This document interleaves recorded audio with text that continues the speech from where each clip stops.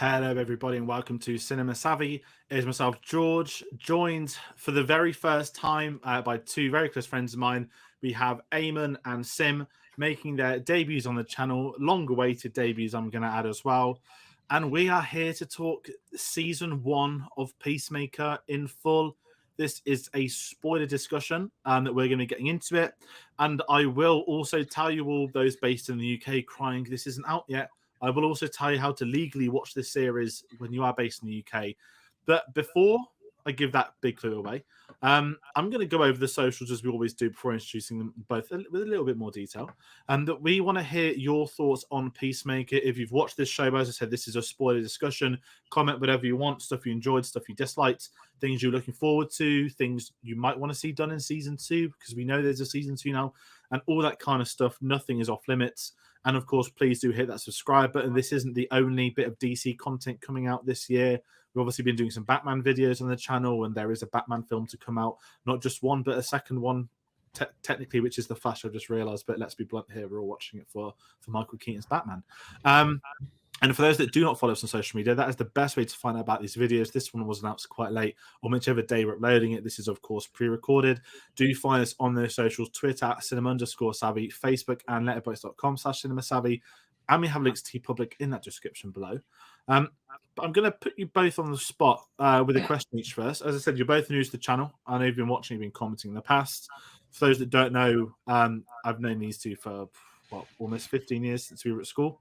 So, I've made reference in these videos to people I go and watch the Marvel films with the DC films with. It's always been you two and a few other people that have come on along the way. But just so people at home can get an inkling, Ayman, I'll put you on the spot first. What's your favorite DC film? DC film, I think I'd have to say the most recent Suicide Squad, to be fair. The James Gunn one.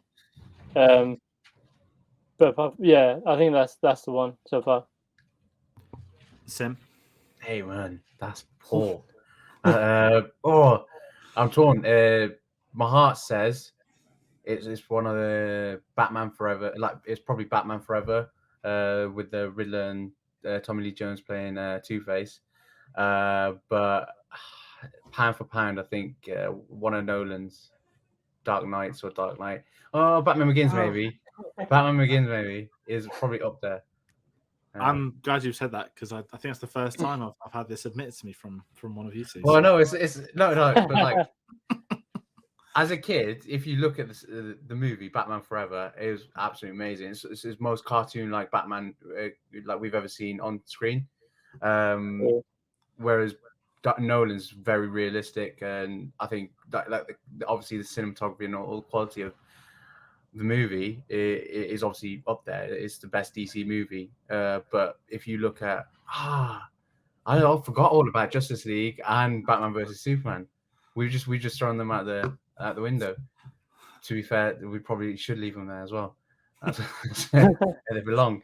Anyway, yeah. So hey, I've admitted that Batman Begins is probably the best DC movie. I'll take that. I would say Dark Knight for anyone that doesn't already know that on the channel. But no, I said Peacemaker is an interesting one, because as I said, I've wanted to get you both on for ages on the channel. We've been watching these films, not just DC, Marvel, for 15 plus years since we were at school. And I know you two have been interested in coming to the channel before. Since this day, we tried to get Lord of the Rings, didn't work out for whatever reason that was.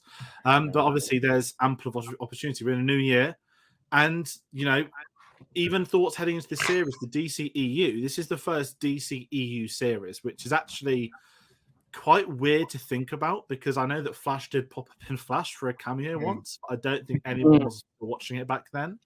To be honest, I stopped at season 4 or season 3. Yeah. I was gone at 2. I think it was, you got the perfect patch of Arrow and Flash, and then there was just too much happening across too many shows. Arrowverse got too big, I think. Yeah, that Legends of Tomorrow and stuff like that. It was just too much. Personally, I think. Sorry, you carry on, George. I was just going to say, with the DC stuff, because this is a HBO Max show as well, I do feel we're going to get that, not Disney Plus vibe of here's like 4 shows a year for 3 years in a row. I think Warner Brothers are going to start to greenlight some of these DC shows just for HBO Max, which I've got no issue with too. But this is what we wanted from a young age. Like we Yeah. said, oh, I wish that Arrowverse was merged with the DC extended universe. So it's been a long time coming, and they finally come to their senses. It makes sense because like having an Arrowverse, unfortunately, like I know I don't want to get too deep into it, but like having a series, a universe, is just too much content. Like when you do a movie universe, it makes sense. Like it's a one shot. You watch the movie, you're on to the next one. You got a universe built. But if you start making a series, you got like 30 episode commitments in some of those, and Yeah. that's too many hours for anyone to control. Like Arrows going on at the same time as Flash, and then you got Batgirl, and now you got Clark and Lois, or Yeah, Superman. and then having to keep up with all of that, even if Yeah. when they do their crossovers, like you'll see characters that if you're not following the show to a T, you're not going to understand what this character is and why they're there. Exactly. Yeah, exactly. It's No, just too much to invest. No, absolutely, and even kicks out into this one. We won't give our thoughts on the DCEU as such. We might actually bring up at the end because there is some big cameos and some lack of cameos that we'll speak about. But really quickly, Eamon, you mentioned Suicide Squad's maybe your favorite DCU film. Yeah. Pre this series being outside, this show was announced before Suicide Squad came out. That there was a lot of faith from Warner Brothers, not just in that film, but in James Gunn, in John Cena. They announced the Peacemaker series. It was already filming before Suicide Squad came out. Before watching this show, what were your initial thoughts on Suicide Squad and Peacemaker getting a spin-off? Were you excited? Did you enjoy them more? So the Suicide Squad film, when I watched it the first time, nothing drew me to the Peacemaker character as such. It was more so the Star the Conqueror and that sort of storyline, stuff like that. John Cena as a character, like Peacemaker as a character, didn't interest me that much, but I was willing to give it a go because he was okay. But then as I started watching the show, it did make me, because before watching the show, I thought the DCEU is being held up. It's basically by Margot Robbie at this point. But I think Peacemaker and John Cena as an actor can pretty much hold it up as well. So they are building pretty well there. Sim? I wasn't a big fan of Suicide Squad 2. If anything, I was complete opposite of Eamon. The only reason I actually enjoyed Suicide Squad 2 was John Cena. I think he brought a brilliant comedic element to the movie. Well, whatever. I have my own issues with Suicide Squad 2, like the absolute like awful kind of narrative, the boring villain, or XYZ. Yes, Margot Robbie does, carry the DCEU, but I think John Cena did eclipse her in that movie. I don't think she was as effective, and I don't think that you got big names like Idris Elba in there as well, and he didn't really shine a light to John Cena. So I think it was the right move, especially to have a spin-off for Peacemaker. In my opinion, anyways, I thought it was. I was glad that he had a spin-off. Yeah, I'm a bit of both of you. I mean, I absolutely love Suicide Squad. I think that was one of my favorite ever comic book films. If I was going to rank them, it would probably be in the top 20. I know we're probably past 100 at this point of comic book films that have been made or were in production, but it's one of them where I've become quite a big fan of James Gunn. I don't know if I think it's his writing. I think he gets the best out of actors, and I think he's very much a director that actors love working under. And without getting into the politics of it all, the whole spat with Marvel, the fact that the whole Guardians cast had his back. I think they even put that they wouldn't shoot a Guardians film for any other director that they were willing to hire for it. There was a lot of that, and obviously in the sacking from Disney, he got offered the Suicide Squad by Warner Brothers. He took it. The film bombed commercially, but we all know now that is down to the 2021 HBO Max massacre. I think they're getting sued by the Matrix's producers at the moment. Yeah, they are. So, everyone knows. I think June was the highest grossing Warner Brothers film last year, and it got bang on 400 million, which, says a lot when Spider-Man's sitting on 1.7 bill. And, it's a series where I think, like you both, John Cena, I thought was great in this. And obviously, I was always a massive wrestling fan. And at the era in which I watched it, John Cena is obviously John Cena, who we all know, but he would get booed a lot by fans. They wanted him to be a bit more daring, stop being the nice guy, start doing like villain storylines and stuff. And after the years have gone by, I kind of realized like how great he was for the WWE, but also we getting to see him now as an actor take on, I say, more challenging roles. You know, he was a kind of villain in Suicide Squad. I mean, he ultimately was. He killed Rick Flag, and he had that whole subplot.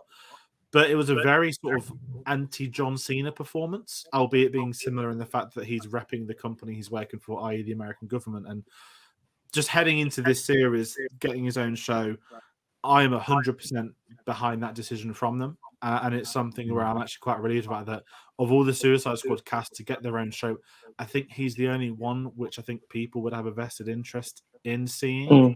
I don't know if anyone else felt that way after seeing that film, that Cena's the one who you reckon could manage his own show as an actor. Yeah, but also I think he's probably not the most expensive actor to be paid for a series as well. Yeah, true. I mean, if you can't have a Harley Quinn series, could you? Yeah, yeah. Maybe they will one day. Who knows? I mean, I think Margaret Robbie's mentioned something about wanting to play her again soon. I know she did Birds of Prey and Suicide Squad back to back, so it's probably pretty intense. I know the actor for the Riddler saying he's had sleepless nights and all that sort of nonsensical Batman talk starts again. But getting into this series, I'm gonna actually not even kickstart with John Cena. I didn't put this in the schedule. We've got to talk about the intro, the credits, the opening credits, the dance, the song. I loved it. Because I know a few people have already seen it, and obviously I was quite late to watching this. I didn't actually mention the HBO loophole. So UK people, before we really get into it in the spoilers, if you want to watch this legally in the UK, which is what we all did, you need to go onto an American website, buy an e-voucher for HBO Max in dollars. Then you need to get a VPN, set up a HBO Max account. It won't ask you for an address, but for your payment method, you've got to put in your gift card because it will decline any form of bank account that's tied to a UK address. So if you want to watch it legally, that is the current loophole. A bit trickier than what Disney's was when Disney Plus first started up, but it's a loophole nonetheless that if you really want to watch the show, you can do that now before we get into the spoiler side of it. But going back to those opening credits, everyone was talking about it. I'd seen the GIF of the ending with him catching the person with the eagle and the stuff. I hadn't seen the music clip, but I kind of knew it was going to be some insanity. And having watched episode 1, I thought, what on earth is this? And by episode 3, I was like, I absolutely adore this. I don't know why this has been done, but I am here for it. And it's, again, like a James Gunn thing that he did that music video for Guardians 2. And you can tell, the whole cast were involved in that on Guardians Inferno. Like Hasselhoff turned up for it. But I love the opening credits of the show, and I think it immediately separates it from anything I've seen like it. You know what you're going to watch, and that's what you want from a theme tune and an intro for a series. Yeah, I mean, building on from that, it's like I'm one of those people that once I start watching a show, if I'm watching it every night or whatever, I'll skip the intro. But with this, I didn't skip it once. It was just so insane, like the way they're dancing and the song, but then they're all deadpan faces. It was just so insane in a good way. So I really like that. I skipped the intro. I don't like the intro at all. I don't. I just think it's useless. It's not okay. If it's meant to be ridiculous funny, okay, fine, yeah, great. It's like you're not meant to take it too seriously, but I'm used to kind of DC shows or DC movies, like having a bit of a gravitas to them and being a bit more dark and things like that. And like I get that, like John Cena is meant to be funny in this, and like Peacemaker is a very comedic character, or it's ridiculous. And like I get James Gunn is a wacky director and things like that, but it's just not my cup of tea. That's all. No, that sounds. And I think as well with that, you mentioned about Cena in this. Let's get into the character of him now, because this series, sort of given our initial thoughts, I want to know from you all both on his performance in this show and his character development. I'm quite curious on what you both think, because me personally, I didn't expect this from this series. I thought, you can't just get a show of Peacemaker running around killing people for 8 episodes. That would be boring. And obviously where it's picking up with him in, 5 months they mentioned. I think he was in hospital for picking up from the events of the Suicide Squad. I love the idea of this like deconstruction of the character, and I've mentioned it a Book of Boba Fett comparison. Spoiler alert for anyone that's not seen it. Obviously, that show has a similar format. We pick up Boba Fett straight after his death, and his learning curve from it, his emotional journey, his character journey, and what he wants to become and what he wants to do. And there's a lot of comparisons in there. I did put that in the schedule part, but I was surprised we had this like deconstruction of Peacemaker as an individual. And I think it did help across the 8 episodes that we not got to learn more about him, but why he's the way that he did and how he wants to overcome it. It was quite interesting from me, but I'm curious about what you both think. Yeah, I mean, the way that it was done was interesting. I think the way that they deconstructed him and him like learning remorse, like in the Suicide Squad film, he was all guns ho, like just I will kill every man, woman, and child for peace. And then him, I mean, I think it was in episode 3 when he was struggling to snipe the kids and the congressman, and him sort of like not being able to do that, and then him pulling out these sort of fake excuses like, oh, there's not a double piece on the sniper, so I can't do it, stuff like that. But I think the way that they did it, it was like, to me, it was every now and then, it was like very, very abrupt. Like they'd have an episode on it, and then they'd move away from that for a couple of episodes, and then they'd go to it again. So the way they did it was a bit weird, but I do appreciate like his sort of like character development, because he didn't really get that in the Suicide Squad film as much. Yeah. Well, I think he was 10 out of 10. I love John Cena in this.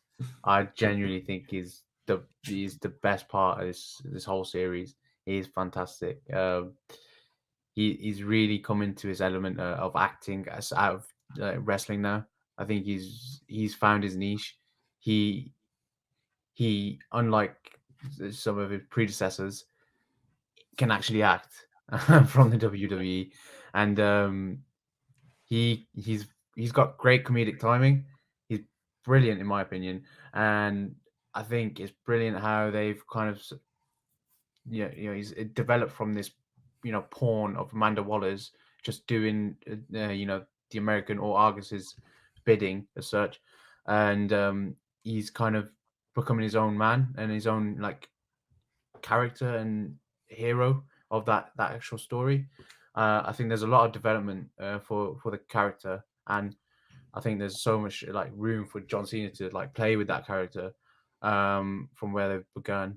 So yeah, he's a flawless. Well, I would say near enough flawless performance. Yeah, I think it's really well said with Cena as well that, from what we've seen him in with wrestling, I think because he has this association to like the world, aside from like the invisible memes and stuff, I think he's one of the very few. I think you've probably got like Hogan, The Rock, Cena, the faces of the company, but they're the ones that people that don't watch wrestling will tell you about. People that have never watched in their life, they'll know them three still to this day. yes. And obviously with The Rock and his career, was it four jungle films in a row at this point in time with the same costume and all that kind of stuff that's starting to become a parody within itself. And Cena's the really interesting one because he was in Bumblebee, which I thought it's nice to get him in an action film, but he didn't get to do much. And I think Suicide Squad's the first time we've got to see him as a character. Yeah, it's very two-dimensional, but to get developed in this show, and for some of those tougher moments, he can sell it. And I think that's where I'm kind of really enjoying it, is that he's able to balance for the first time the drama with the action. I'll chime in on that. I do think we see a glimpse of this in another movie. I can't remember the name of it anymore. The Amy Schumer movie where he plays Trainwreck. like the meathead. Yeah, Trainwreck, where he plays the meathead boyfriend. That scene in the cinema, that fully solidified that he was really funny for me. That I knew that like, wow, John Cena's funny actually. And so yeah, but also we forget to mention the great performance of the late and great Andre the Giant in The Princess Bride. So yeah, that's still memorable to this day, I'd say. Anyway, It's like there are a few like classic wrestlers, and then you get some of the awful ones. It was Triple H in one of the Blade films. I remember. I've never actually seen them, but I'm sure I've seen that Triple H. I think he was in. I think he was in Blade Trinity or Blade 3. I think he was in it. That's Can't remember. One day, will there ever be an Oscar-winning wrestler? Probably not. Maybe someone will prove me wrong eventually. But with Cena, and I think even going back to Suicide Squad again, I don't know if you remember, but at the time they're doing press, he went in his Peacemaker costume on every single chat show. He was walking down the streets of Hollywood Boulevard in his costume. People thought he was a randomer dressed up to take photos if it was the real John Cena. He's done it again for this series. He clearly loves playing the character. And this is kind of where I am with him, that you get a ridiculous intro like the show has, but he's selling it. He's making that work because he is if your main man isn't willing to do that or looks like he doesn't want to do it, the rest of it won't work without him. And that's kind of where I feel with this series. And Amy mentioned some of the stuff as well. You know, he there wasn't the peace, and I couldn't do the killing. One of the strongest things in this show, which I didn't know we would get, is his relationship with his dad. Now, obviously, Robert Patrick plays his dad, known as the White Dragon. I mean, it's just, let's be blunt here, he's basically his own clansman at this point in time.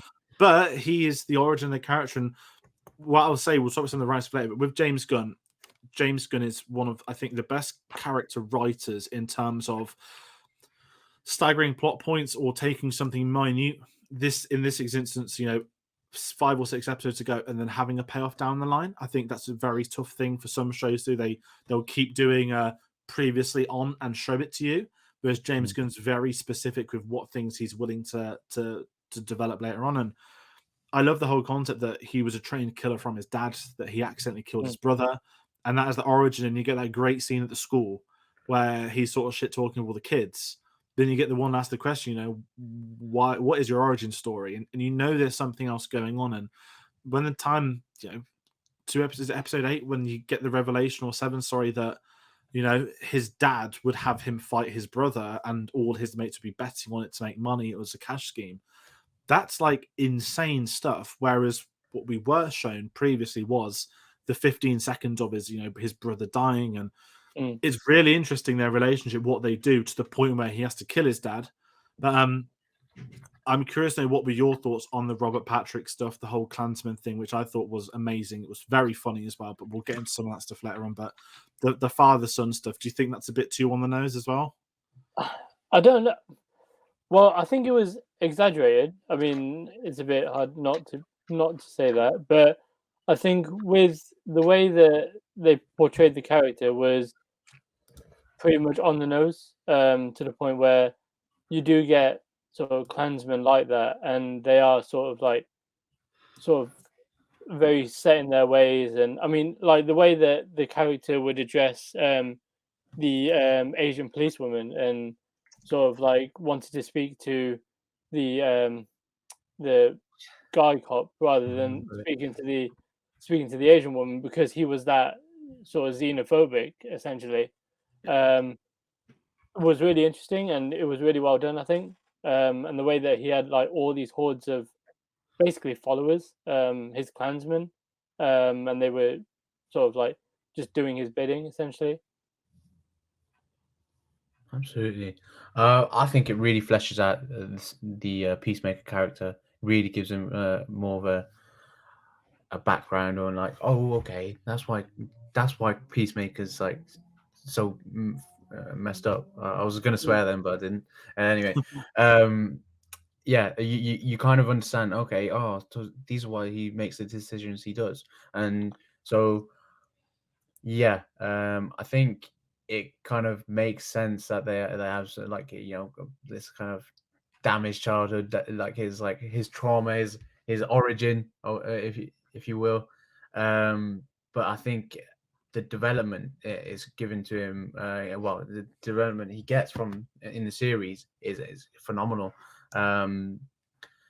It's that classic kind of you have to surpass your father, or kill your father to become the hero, or the master of your own destiny. We've seen it time and time again before. It works. It's a bit blatant, like it's a literal like killing of the father to kind of become the hero. or like at least be his own man. I think it's good. It makes a lot of sense. It only kind of foreshadows like him becoming like his more of his own man, and we'll see a lot more from the Peacemaker character now. So that was like his holding back was his father, and so now he's like got room to grow. So it's gonna be. I think it's gonna be good. I think it's great development. And as well, I mean, this is a bit of a thing I was trying on earlier. Apparently, I never saw The Marine. I know that was like the first film seen like 15, 16 years ago, or was it The Yeah. Marine 2, whatnot. But Robert Patrick played his dad in that. So John Cena saying that getting him involved on this was like coming full circle with his career. But it's really interesting because, you know, to make a character hateable, it's quite easy to make them a racist. It's really not hard to get associated with racism.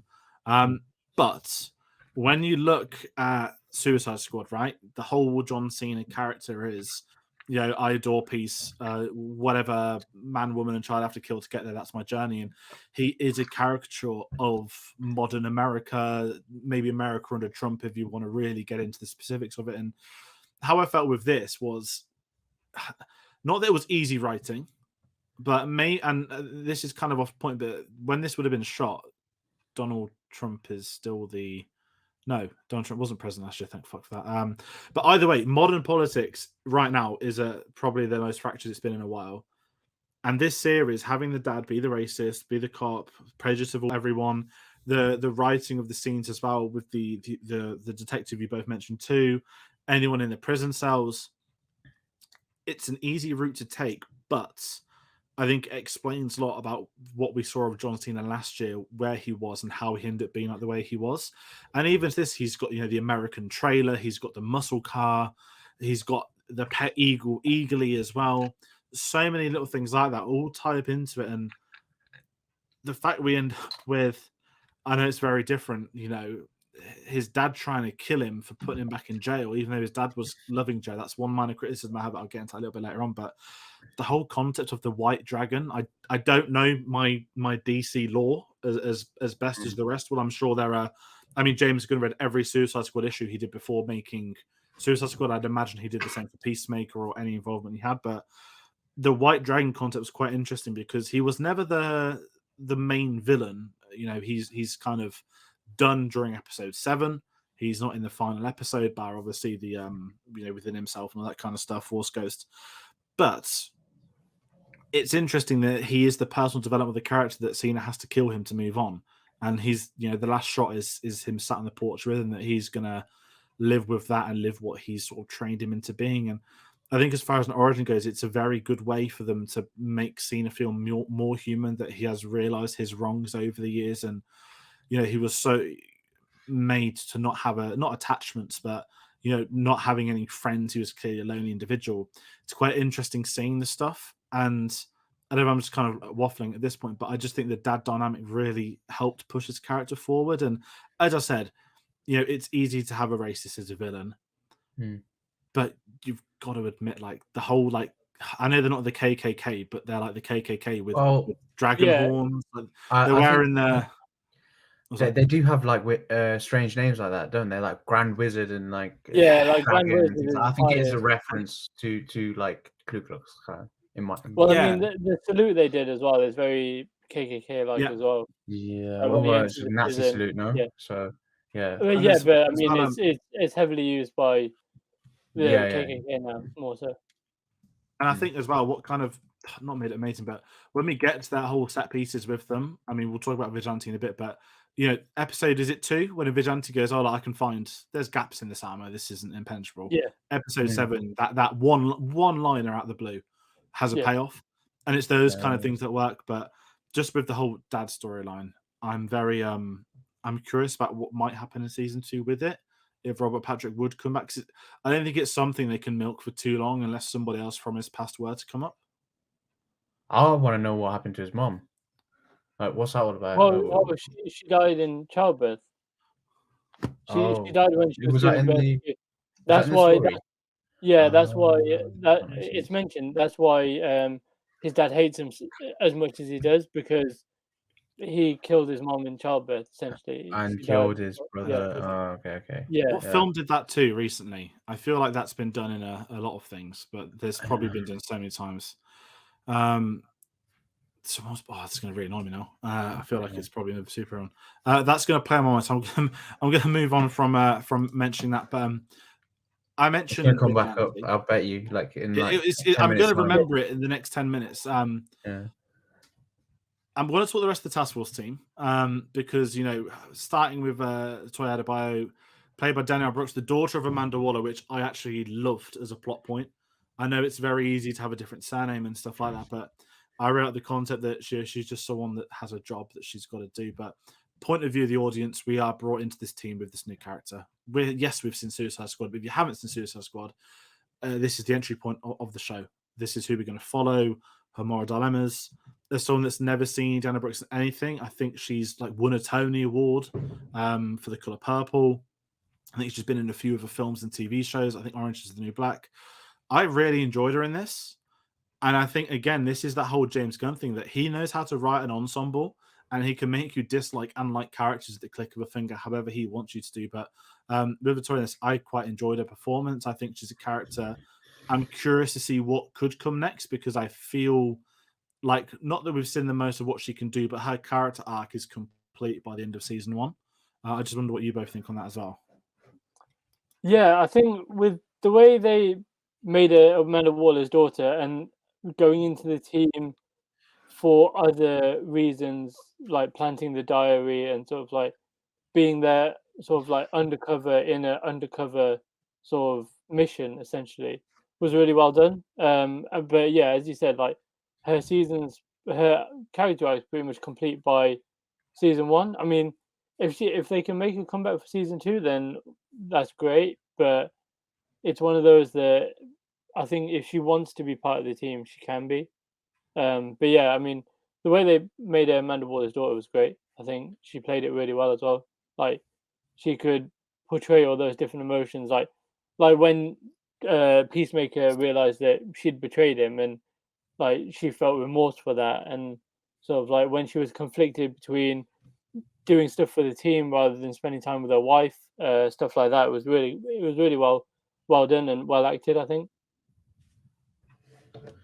Yeah, I think I liked it at the start. I really did. I think finally someone normal in this show.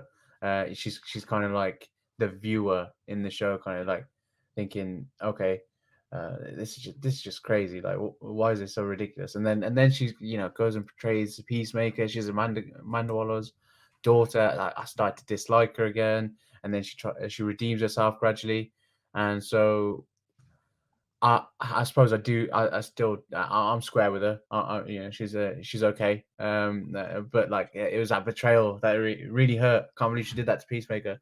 But yeah, and I don't see where she goes on from here because she's balanced. She's got her work-life balance issue sorted, sort of. She's pulled out. She's kind of she's got a bit of an issue with her mom now. If anything. Yeah. She's throwing her mom under the bus, so that'll be interesting to see what happens there. So I think that's probably hopefully an avenue that they explore in the next season. But I think she's just done with that kind of crazy lifestyle, like espionage and like black ops and things like that.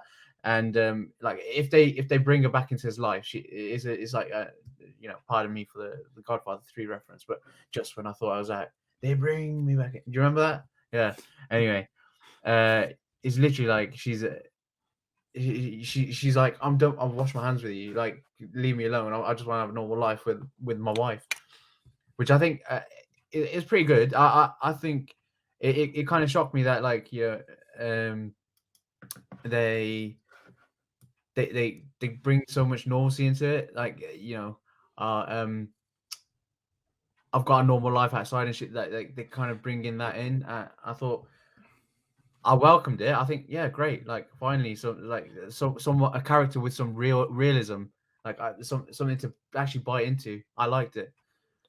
And as well, off what you said then, The fact that we've got a character with a normal life and they don't just go and kill the wife, they don't bring her in as a, however many films, here's my there you go. family lifestyle, let's just use that for plot points. And I'm glad they didn't ever go down that route. Exactly. It actually made you feel for that character. And when they get the reunion at the end, it's quite earned. And also, sorry, the Charbeth thing, Tyrion Lannister, it's come back to me finally. That's why it's hated by Tywin, of course. Really obvious now. But no, I absolutely love that. And, with the performance as well, let's point to some sort of other things as well. She isn't a typical character that we'd see. Her size, her skin color as well. That is stuff that a lot of these shows hide from. A lot of series don't want to do that. And some people would say, oh, look at them, they're ticking boxes. We don't ever feel like that because nothing is played upon. She is a character that exists in this series, and she is like hundreds and thousands and millions of people that exist in this world. They don't need to draw attention to the fact she is a lesbian or anything like that. And I just found that really interesting. And that once again goes to James Gunn. He wrote her very carefully, because if you do have a character like that and you do start playing around with some mechanics, that's the kind of thing that could backfire. But he is far too sensible a writer for that to happen. I know it's kind of going from one extreme of nothingness to the other. We have Vigilante. I know nothing about the character Vigilante. I think he might have apparently appeared in Arrow or Flash at some point somewhere. I'm not too sure, but I absolutely loved him in this. And I'm going to go on record right now as somebody that used to really enjoy reading Deadpool comics, who didn't like either Deadpool film. Vigilante to me is the closest we've had to a live on screen Deadpool. Now, someone's going to moan and say, well, actually, this character was created, blah, blah, blah. This isn't sort of blah, blah, blah. The performance, I think, is Freddie Strome that plays him. He just deserves to exist in this. I would happily watch him and John Cena shoot, cans for another hour or two. That he's so ridiculously insane. He's incredible. And, that he doesn't have a character arc either. He's, he is the comic relief. He doesn't have a starting or a plot point, but every single time he appears on screen, it's a joyous occasion. He's not ever on screen too much or too little. You get the right amount of him every single time, and I just can't wait to see more of him, whatever future that entails. If there's ever going to be a Suicide Squad 2, I need him back, and I'm bloody glad we're getting Peacemaker Series 2 with him surely involved. Absolutely. Yeah, I mean, the character, I have to agree. He was one of the best points for me. I mean, he was so ridiculously insane. Like, again, like I'll reference the sniping of the congressman. Like when Peacemaker couldn't do it, and he just was just sort of humming away and just sniping these kids with just no care in the world. I mean, it was so ridiculous that, and like when he wanted to get sent to prison so that he could attempt to kill Peacemaker's dad, and him just dragging the trash can along just whilst all the police officers are watching, and just him trying to get arrested. It's just so wild, and him trash talking the Peacemaker's dad's followers that were at the table and just kicking the living crap out of them. It was just so insane. He was one of the best points for me. As a character, he's so weird. Absolutely, and he's a brilliant character as well. I love him. I think he's brilliant. Everything from the kind of back and forth with John Cena, as well, Peacemaker, their kind of relationship. It's not.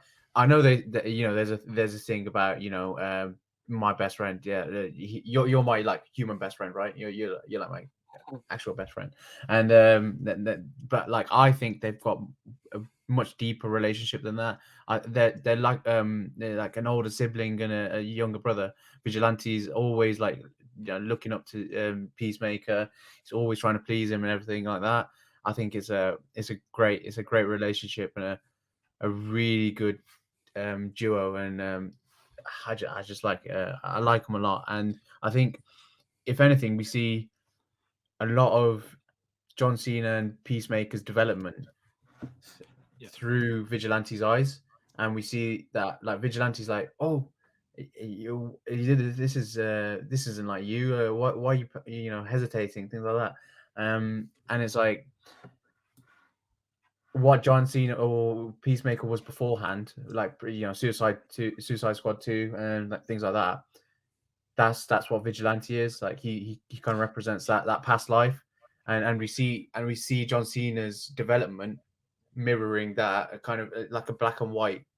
So there's a distinct difference, but yeah, I think it works great. And I think they're when they're just messing around, like blowing stuff up and shooting stuff.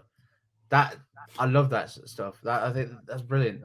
It's just like boys with their toys, like just having fun, man, just blowing up stuff, do stupid stuff, and it's like, okay, yeah, you for what it is, they're like they're trailer park guys, and they're like a bit meatheady, if that's the term you want to use, like muscle cars and whatnot. But like there is a fun side to that, like lifestyle, and like it's basically just no thoughts, no like stress or whatever. It's just like doing things out of the pure sheer fun of it, and it's great. I think, yeah. I think as like well, off what you said, I'm just going back to that scene where they're running from the cops. He just starts launching the knives at them as well. it's like I think at best he's going to be paralyzed, and it's those one-liners that just work, and they don't feel he never feels in your face.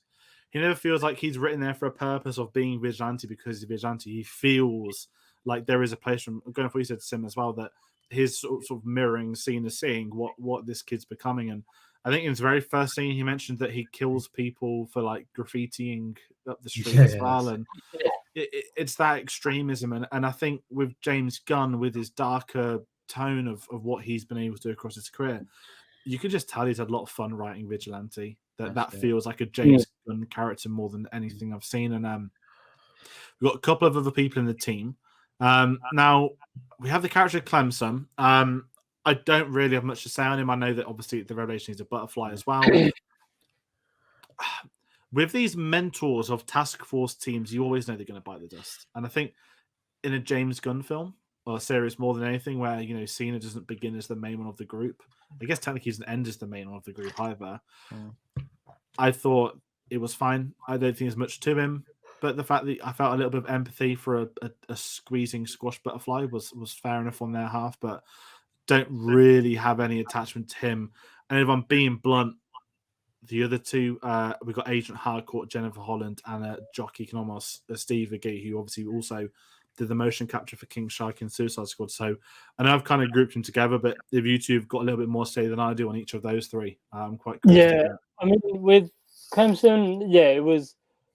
I mean, once you find out that he's a butterfly, it was interesting to see how they progressed from there. Like the fact that Adebayo would then know, and then the fact that Hardcore know and Economist knows, and then them trying to keep it from Peacemaker, but Adebayo making it sort of obvious that she knows something that everyone else knows, but Peacemaker doesn't.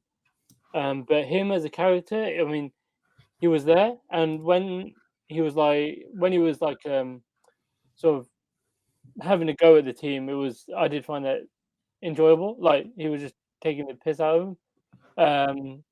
So stuff like that, and when he was giving a hard time to Peacemaker and Vigilante, it was good.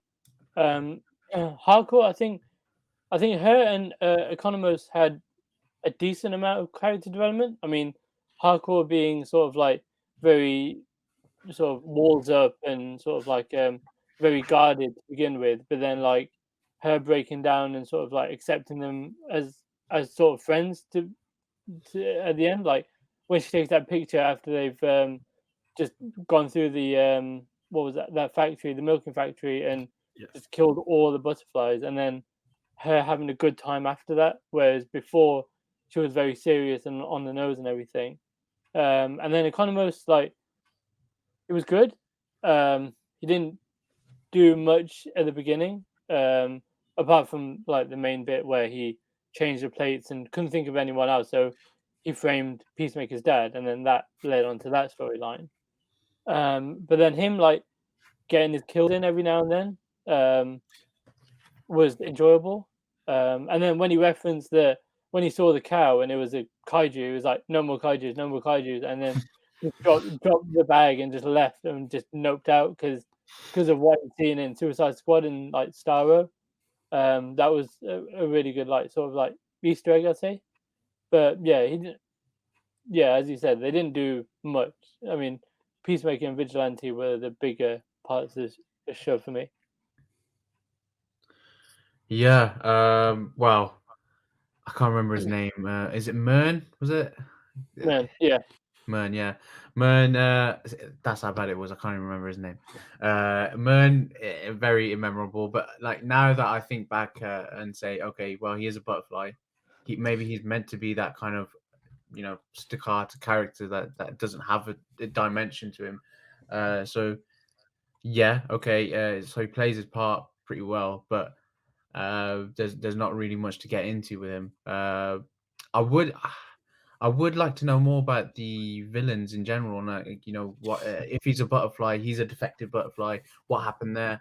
Or is it like it feels like a kind of like a Zor-El separating from Krypton kind of issue. Like he's a, but obviously it's more of an ethical issue than it is a scientific. Well, yeah, I think they went into that as well. Like he defected because he wanted humans to I have their get free that. will and that But sort like, of stuff.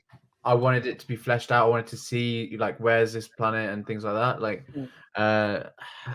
I'm happy with the an explanation, but there needs to be more for it to actually You want to kind of see it, yeah. sympathize with the villains as well. Yeah. Because you need to see both halves as well.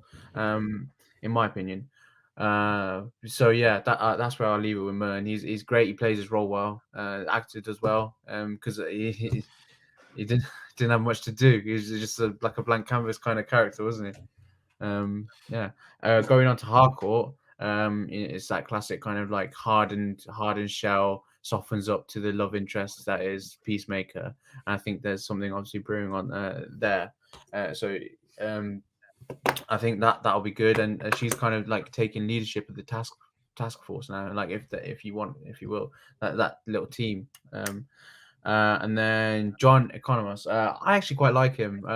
He fires back a little bit at Vigilante and Peacemaker, like sometimes, like when they're like coming to the trailer and like he's got quick whips coming back and like showing he doesn't take shit. He might be the guy behind the computer, but he doesn't take shit. Excuse me for swearing. Sorry. It's fine. But anyway, yeah. That's as far as I really go with those three. That they're just a small piece of a bigger puzzle, really. Yeah, I think Economos as well. The scene is pretty great. I think the whole dyed beard revelation, and that's probably one of the. Again, it's that writing from James Gunn, right? They take the piss out of him being dyed beard for however many episodes, and then you get this integral to the story of he cocks up this speech. They're all done for with a butterfly and says, how pathetic are humans, and that's probably I think the best scene of him. And obviously, with him and Hardcore as well, the fact they were both in the Suicide Squad, that it is that polite. Let's bring you into another James Gunn thing. Let's give you a little bit more to do. 'Cause I quite liked the boardroom stuff in Suicide Squad 1. And also the whole Amanda Waller thing. Like, she's pissed off with them. She would go send them away for the next mission. It kind of is appropriate for their characters. I'm guessing we'll get them all back in season 2.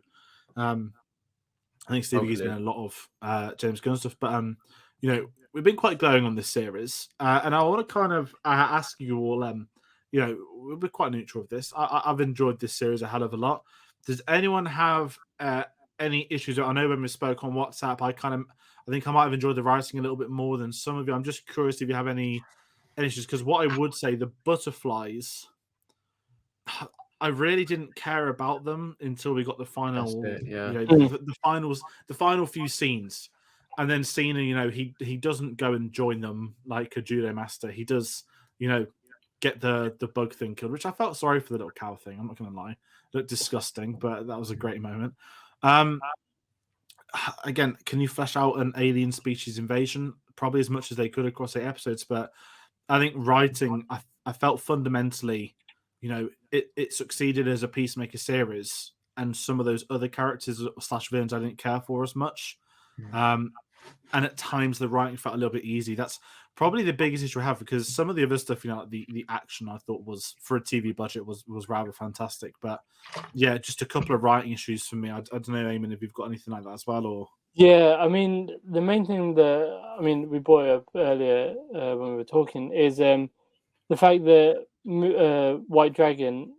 I mean, in the flashbacks, you see that they're living on a trailer park and they're not as well off, and then it turns out that he's got this all this money for creating all this tech, and has that extension on his house that's like, yeah, I can't remember the quantum name. something. Yeah, I mean, it's like obviously that all costs money. So how did you go from being sort of trailer park level to having all that? Like, I needed more, and the fact that he had all this technology, like, how did he sort of work that out? Did he have other people that he worked with? I mean, that's the main thing that I didn't really stick well with me. I mean, it's quite a big jump.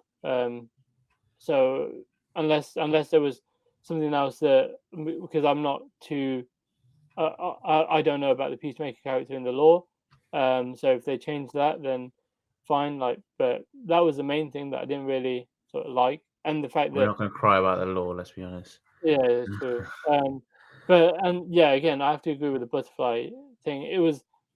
They didn't really interest me. They didn't grip me as a villain. I mean, I get what they were doing and why they were doing it, but I didn't really care, to be fair. Sim? Yeah, I'm not gonna lie, George. I've blanked. I can't remember the question, but And any issues with the show? Just any issues? Writing wise, I think it's the same flaw time and time again with Suicide Squad or Suicide Squad esque show, like spin-offs. I think it's more of a, like, I don't know if it's a James Gunn issue, but it seems to be like a band of like misfits come together, save the world, save the universe, save whatever, save the galaxy, which works well in Guardians of the Galaxy. That's but I don't think it's as like overstated as it was in like Suicide Squad. Do you remember? I think the whole idea was with the Guardians of the Galaxy. I don't want to go too much into it, but like, do you remember when he held on to the Infinity Stone, and then Gamora, the Raccoon, Rocket. Rocket, yeah, man, and Batista was in there. Groot, or they all like joined together and they took it on, and that was like them officially forming as a team. And like, even though they didn't, like, they were from completely different ends of the spectrum, they came together, and there's a beautiful emergence of like this team. We see that like trying to get forced in Suicide Squad. I don't remember if you remember the scene, but do you remember that? I can't remember. He was like the prisoner who could like turn into flames. And Yeah, like in uses that Suicide giant, Squad. yeah. Yeah. Do you remember like Will Smith was about to stop him because he's gonna like deal with the big bad himself, Mm. and like he turns back to Will Smith and he goes like, "I ain't doing this. I'm only doing this for family." Like he's gonna basically call in the Suicide Squad family after like probably about what, Yeah. 45 minutes of knowing Yeah. them, really. Yeah, a day of knowing them, whatever, 45 minutes on screen time maybe. Anyway, but it's like, it just felt forced, and like the band of misfits felt forced in Suicide Squad, and like in the follow-up Suicide Squad 2, in my opinion. I just don't think they've gelled. I really don't. But here it works. It's finally clicked. These misfits actually like play well together. Mm. So yes, I think it's a flaw in the writing beforehand, but it's finally come together. And my only issue is I don't think I got enough from other surrounding characters. It was mainly based on Peacemaker's development, and it paid off. I really enjoyed Peacemaker's development, but I'd like to see some more of other characters, especially Hardcore. Like, what really, like, why is Hardcore so angry at the start? Like, what's that all about? Yeah, there are some stuff. I'm glad what you mentioned about some of the other ensemble stuff, because I would kind of sort of pose this as well. I mean, it's more of a rhetorical question. Are ensemble casts easier to write in a TV series than a film? Personally, I'd say yes. But going off what that first is, because you mentioned saying their family when they've known each other a day, and the reason they're working together is because they got bombs in the back of their heads, you know. Whereas I think with Suicide Squad 2, at least you get a little bit of they're going against the mission, and she's not got it in her to kill them. At least there's that. But I think you are right with this. You know, when you've got TV, you can dedicate an episode or 20 minutes to somebody, and that's going to get its payoff down the line. That's going to come back to us. But you just don't. You can't do that in film. And this is kind of where I feel we've gone. That I know we're looking ahead. We'll bring it up again later. But you know, Guardians 3 isn't just Guardians 3. No. We're getting the holiday special coming at the end of this year, which is going to be mental. I hope so. But yeah, there are certainly some issues I have with it, and you know, the whole villain thing. I think James Gunn's very good at character writing, but I think he struggles with his villains. You know, the first Guardians film, Ronin, was not. You know, I mean that's a Marvel issue. I think more so than anything, that there is this focus on the heroes. And Guardians 2, I quite liked Kurt Russell, but it was same as this, right? He had to kill his father. Yeah, and it was that dynamic, and it's George. You know, the simple. What I kind of want to ask you about. Oh, sorry. I thought I got a bit of lag. Yeah, same. That's okay. That's fine. So what I want to ask you both. Sorry, sometimes my stream will just cut out. The Justice League scene. I think this is worth bringing up. This has had a very mixed reaction online. Now I know there is a running joke across the show that Aquaman fucks fishes. I know that has been an online thing for many years. I mean, this was spoiled for me, so it was to you. When the Justice League brackets 4 out of 6, due to contractual reasons / Warner Brothers won't let them appear in, turn up, how do you all feel about that scene? So my background is I had this spoiled for me, and I assumed they were going to turn up and save the day and send Peacemaker on his way. I will say 100% because it was ruined for me. I'm okay with it because it wasn't what I thought it would be. However, a lot of people have issues with it. I'm just curious for each of you. Yeah, I mean, I wasn't expecting it, and I think it was a bit forced. I mean, they did reference earlier that Amanda Waller, like Adebayo calls Amanda Waller, like, "Can you bring in the Justice League?" I'm like, that bit was fine. I like that aspect that they're referencing the Justice League there, but to have them appear and only have Jason Momoa and Barry Allen appear, I think it was a bit forced. You didn't need that bit. It was just like, why? That's my opinion anyway. I thought it was a bit forced. You just shoehorned it in there for whatever reason. I liked it. I liked it that they didn't like come in and save the day. I think it gives Peacemaker his they called the Justice League in for this, but I dealt with it. Kind of bragging rights as such. I'm a bit annoyed that I didn't see Batman there and Cyborg, but then it's a sore subject. I actually liked Batfleck personally. I liked him, and I wanted him to be to actually be the Batman for the DC Extended Universe. Hopefully, I don't know what they're going to do, whatever. But anyway, I was happy to see Jason Momoa and Flash. He was they were great. I think Jason Momoa kind of fit there. It made sense for him to like say the stuff he did, and like I liked it. Like he, especially like John Cena, like he can handle his own. He's like, I can't remember what he said, but he called them dickheads at the end, didn't he? Say you're late, dickheads. I've saw it, or something like that, isn't it? Like it's you're late, dickheads, and then he walks off, and he goes, then he goes, go another fish. Yeah. And I was finished. I couldn't stop laughing. That was the best bit because I was like that is what this kind of show is about. It's like it's not this kind of clean cut Justice League perfect superheroes that emulate the gods of Olympus kind of thing. They're more, it's more like ragtag rough and ready heroes who kind of deal with the dirty stuff and like get their hands dirty literally. Anyway, I like them. I think the less of them, or the lack of their interaction or lack of their intervention was good. I'm glad they didn't like, just come in and save the day. What feels weird for me I've seen all the DCEU films by Aquaman. I won't be seeing the second one with you know who in it. With I understand the Snyder cut. I've obviously seen that. I have seen the theatrical cut. What feels weird as a viewer is we've had the Justice League cameo in the first DC series, and at this moment in time, we don't know what cut is canon. And I know canon's a very sore topic in DC. Understand rightfully there's a lot of anger about treatment, certainly treatment of actors. And we're going to get into that in a moment as well.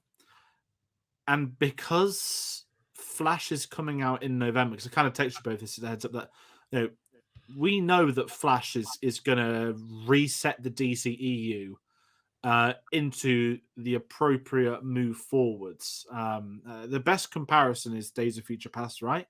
The X-Men was so awfully canonically done, issues everywhere.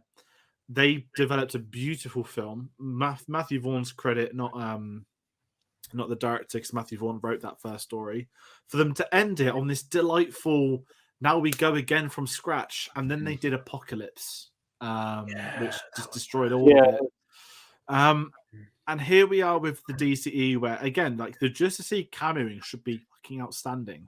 I'd love it. I'd love to see John Cena, mouth off with Superman and that. Yeah, but technically, right now, we don't know who's playing Superman. We don't know if Henry Cavill's ever going to come back. We don't know if he's going to get replaced. And not having Batman there, I understand that there was a stunt double who's put a photo up of him wearing like a vague bat suit that is matched more to the Affleck world, who said that his scene was removed. We have Superman in the darkness, Wonder Woman in the darkness. I get you're not going to want to get Gal Gadot in for a cameo. That probably cost a bomb. Not that she's used to paying for them for the country she's in.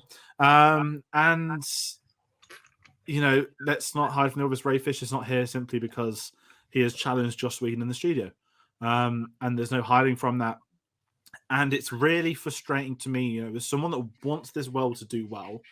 I don't mind the Snyder films as much as others. I got them actually at Christmas to rewatch across the year.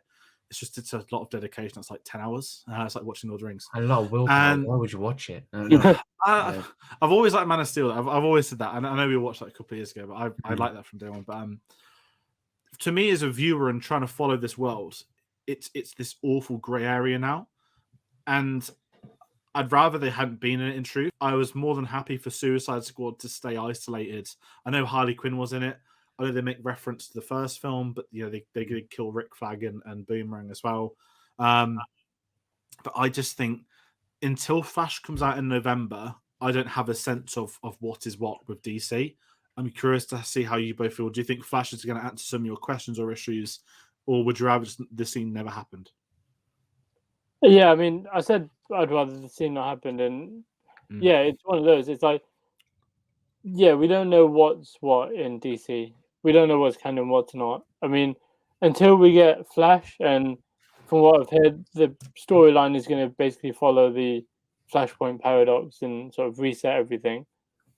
Which again, if they do go down that route, it's like, again, it makes that scene redundant.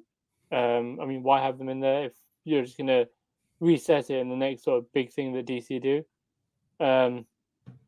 But yeah, I mean, I did forget about the lines that Jason Momoa had, and I do appreciate those. But again, I still could have done without it.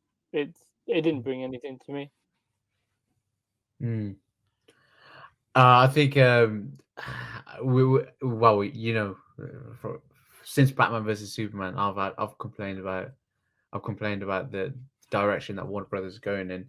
I think the only thing that they did right was the casting of Henry Cavill as Superman and Batfleck as Batman. So Ben Affleck is great. It's a shame that that's not being pursued anymore.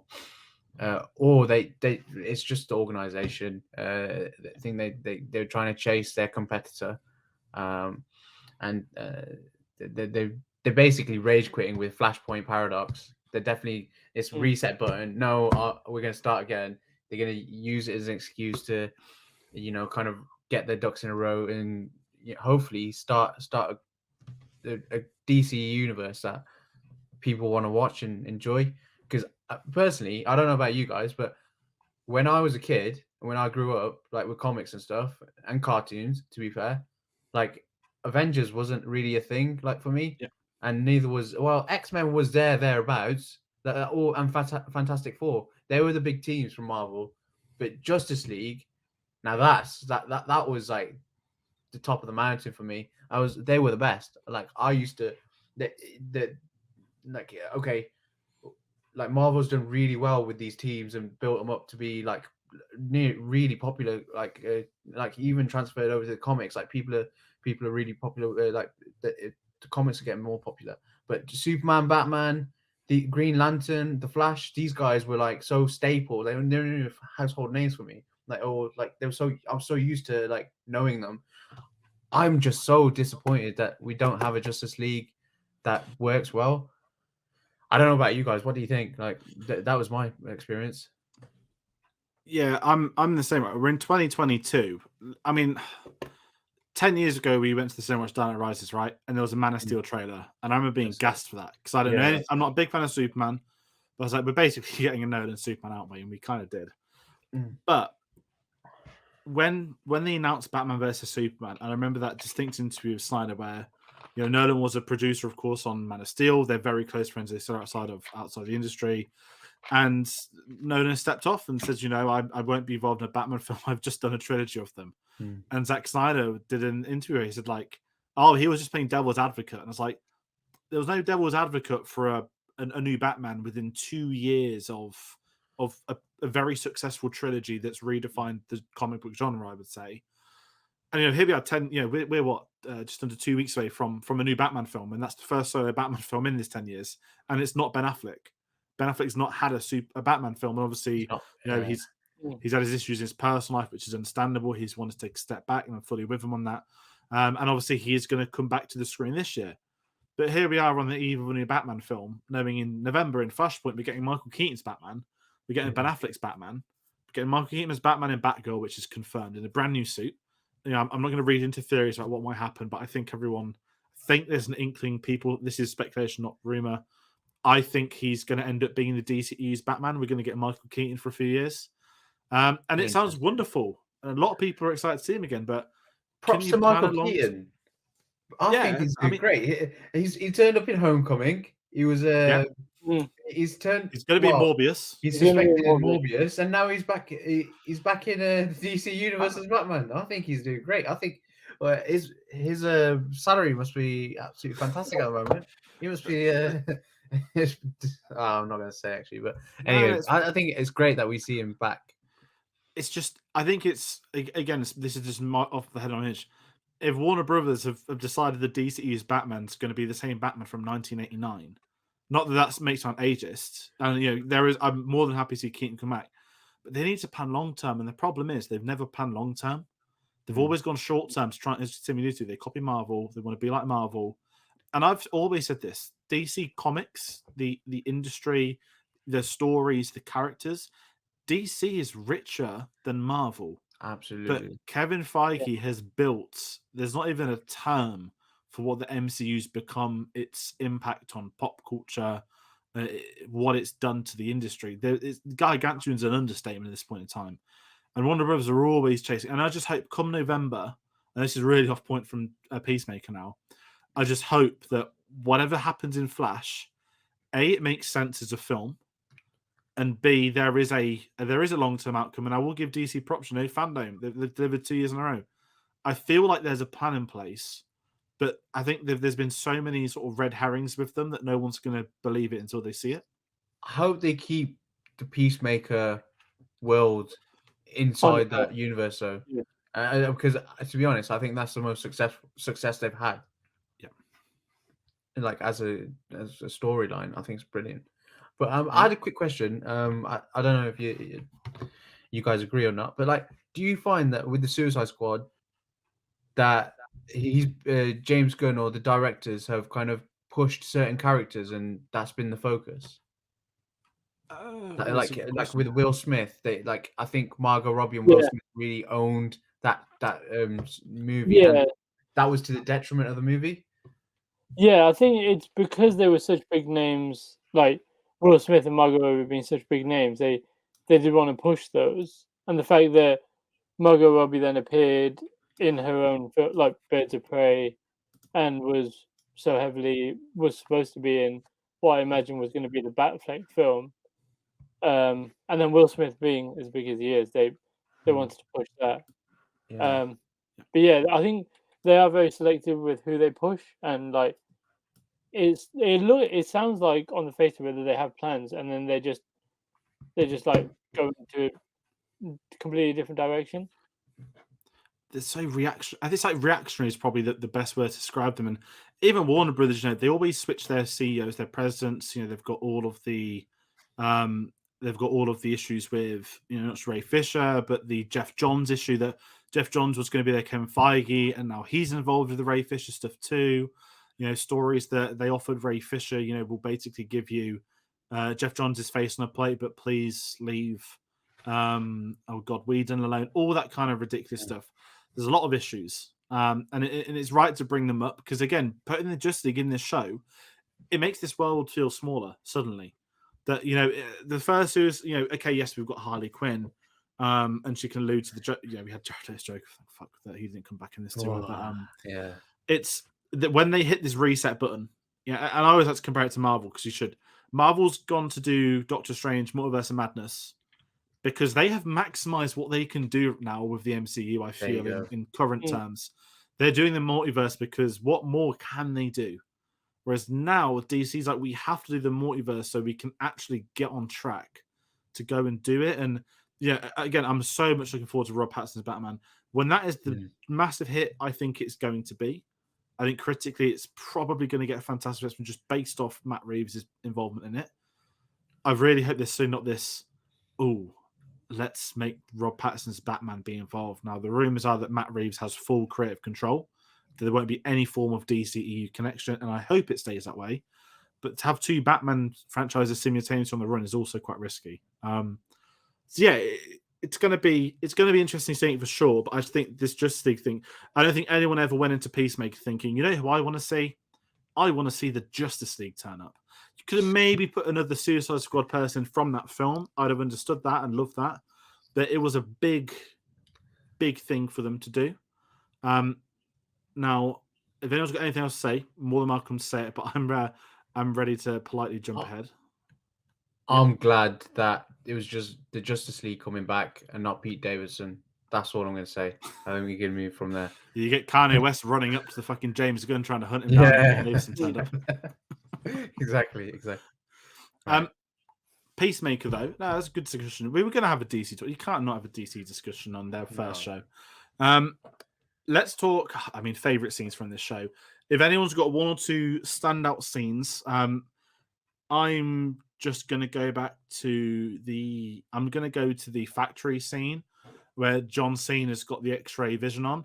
I just loved that him just massacring everyone. We're getting to see vigilantes like decapitating people as well. All that kind of stuff. I thought the action was really well directed. I think Jameson's good at action, but in terms of outright standout scenes, I'm pretty chill. I enjoyed the whole thing. I don't know if anyone else has got anything stand out in their mind. Yeah, I mean, the vigilante scene, as I said earlier, when he's just dragging the trash can and trying to get sent to prison, that stuck in my mind. That and like when Vigilante's being tortured and John Cena is egging on the butterfly, like, yeah, he can take it, and then like the whole aspect of the rest of that is like that episode being, oh yeah, you can't walk without your pinky toe and all that stuff, and just playing on that is just so weird and like wonderful. Like those are the standout sort of bits for me. Well, I agree with Ayman. That was one of my standout scenes as well, him getting tortured. A couple of other scenes that I really enjoyed. Briefly, Judo Master absolutely whooping John Cena for the first time. Fantastic. I loved it. It was brilliant. And then Judo Master's like proper sassy when he's like eating nachos and things like that. And he's like giving quips, and they having that back and forth. Brilliant. But my favorite scene was when John Cena's crying in his trailer and Vigilante catches him And he goes like, "Dude, are you crying?" And then he's like, "No, I'm not crying." And then he goes, "Are your balls out right now? Are your balls?" And he's like, "Dude, look at my crotch!" Like, and that back and forth was brilliant as well. That's comedic element was fantastic in there. And I think that's it, isn't it? We've got something in common. All the best scenes involve Vigilante. I think is the standout. And real quick one. We've got a tag here for hopes for season 2. Now, so you mentioned Judo Master. I'm gonna guess he's coming back. The fact he's in. What I loved about the intro, so to go back to it, we'd get introduced to characters we haven't seen yet. So when they pop up, it's like, oh, it's that one from the intro. I'm gonna, we'll get the gang back together. I think Judo Master might be hunting them down. Maybe one thing I really hope they can move away from. They alluded to there being other butterflies. I know they didn't show them die. They said they'll die, but I'd love a new story. I don't know where the world's going to be again post Flash. Everything might have changed, but season 2, something grounded with John Cena and Vigilante and that team kicking ass. I'd honestly take anything at the first. I think this show's been a real surprise to me, but season 2 just really maybe focus home on some more interesting villains. I'd ask. Yeah, I mean, with that, I mean, I'm not too up to date on the lore of Peacemaker, so I mean, if they want to sort of diverge and sort of change it to what they're more than welcome to. Like, I mean, not everyone's going to be. I mean, from my perspective, Peacemaker wasn't a biggest character as like Iron Man is for the MCU, so stuff like that. I mean, but if they want to adapt to a villain from the comics, go for it. I mean, if they want to change it law-wise to make it fit, I'd rather them do that just so that it works, basically. Yeah, agreed with Eamon. Absolutely. I see a lot of potential with a lot of these characters. Peacemaker and Vigilante, first and foremost, their characters are like they're definitely like this is bad. Like I can't even think of the words because there's so much they can do with it. Vigilante, I think, is definitely like. I hope, like I'm calling it now. I hope he becomes a villain. I really do. I'd hate to see the bromance disappear, but I think that Vigilante is a villain, and like because he can't get back onto like Peacemaker's path that he's got onto, that would be a great story. But yeah, no, really looking forward to season 2. I hope I've got high hopes for season 2. No, absolutely. And that kind of rounding out, that's going to pretty much almost wrap it up. Final thoughts, season 1 for me. Again, didn't expect this from Peacemaker. I know I like James Gunn's writing. I just didn't expect to be interested for 8 episodes as well. That's an 8-episode series. I think they've handled it really well. They balanced the ensemble, a couple of issues, but a real solid season 1. I'm glad it's been renewed. I'm glad there's not going to be a conversation of, is it going to come back? It could have worked as a one and done. But I think everyone involved in this deserves another go, and I'm curious to see what does happen. And so, to me, season 1, I know it's only February, and I've only listened to new shows, I guess, in truth, but this is one of my TV highlights of the year already, and I'm curious to see if anything's going to be able to follow. I mean, Kenobi's the one for me personally, but again, there's a standard that's been set, and I'll say this as well. First DC TV series, it's a hit.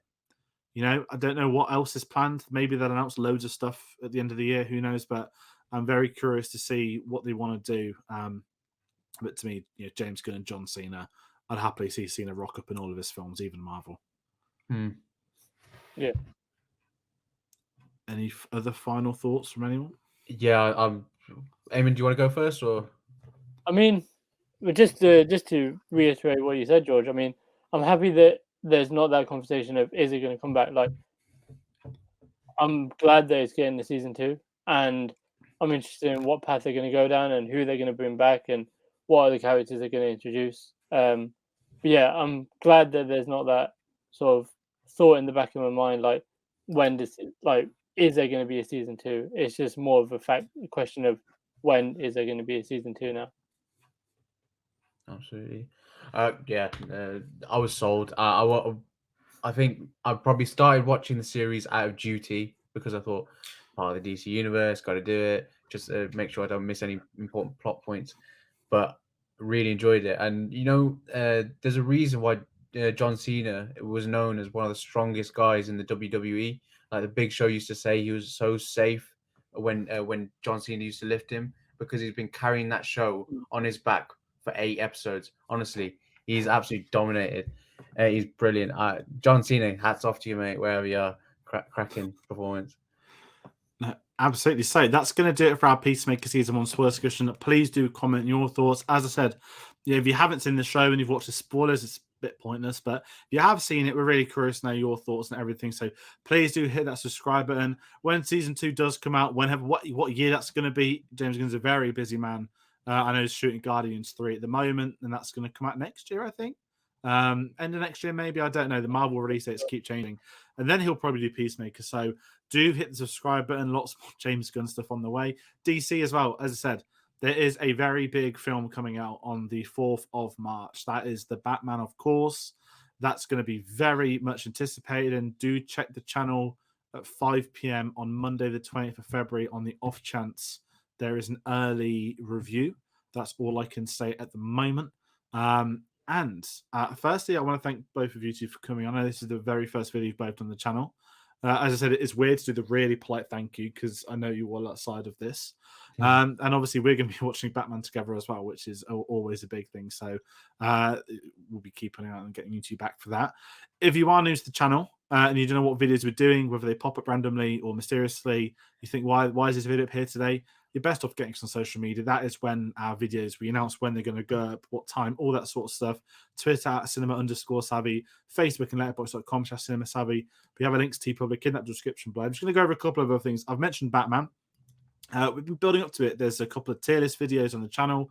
There's a 10 films to watch before recommendation. And this Friday, there's going to be a really interesting discussion about not necessarily the new Batman film, but about the character of Batman and the modern day comparisons we have to James Bond and its involvement in cinema.